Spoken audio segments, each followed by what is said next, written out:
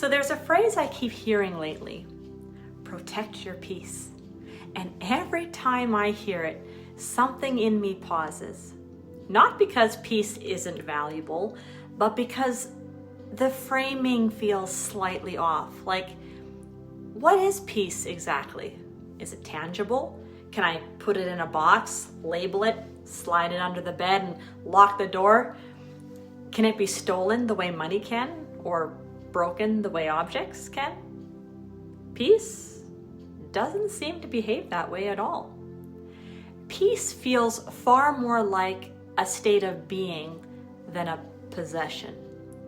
The idea of protecting it subtly implies that it's something external, something fragile, something others can take from me if I'm not vigilant enough.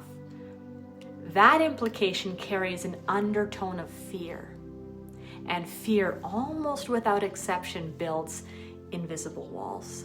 And once those walls go up, dialogue shuts down. Nothing comes in, nothing goes out, and connection quietly dies on the vine.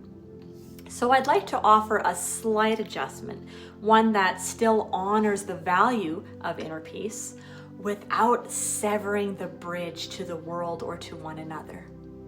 So instead of protecting my peace, I hold my peace. Holding my peace is not an offensive posture. It's not even a defensive one. It's quieter than that. Stronger too. When I say I'm holding my peace, what I'm actually saying is I'm choosing peace, not as a reaction, not as a retreat, as a decision. Because peace, if it truly belongs to me, isn't something that can be taken away. Not like candy, not like money, not like possessions. Peace is not seized, it's forfeited. And forfeiture is always voluntary. So imagine my hands cupped in front of me, and I say to you, inside these hands is my peace. Try to take it. So you reach in, you make the gesture of grabbing something, you pull your hand back and declare, "Ha! I took your peace!" But nothing has changed. I'm still calm, I'm still steady, I'm still at peace.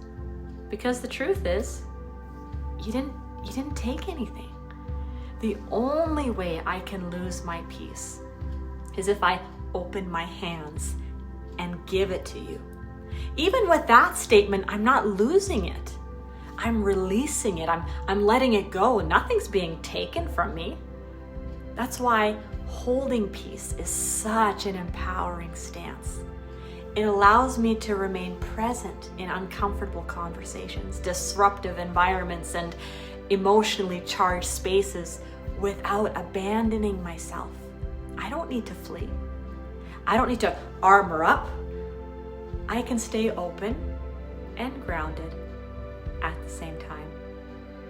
When I hold my peace, I'm acknowledging that my environment only has as much power over me as I grant it.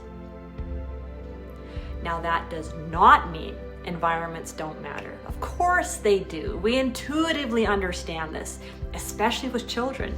When they're learning emotional regulation, when they're just beginning to understand their bodies, their feelings, and the difference between chaos and calm, we intentionally try our very best to place them in peaceful environments. Not because peace is external, but because those environments support the learning of internal stewardship. Now, I understand not everyone had the luxury of growing up in a consistently stable and peaceful environment. That's a fact of life. But there's good news. Peace is something we can grow into, something we practice holding, something we learn how to steward. And once we know how to hold it, we no longer have to protect it like it's fragile. We simply keep our hands open and choose not to let go. Peace.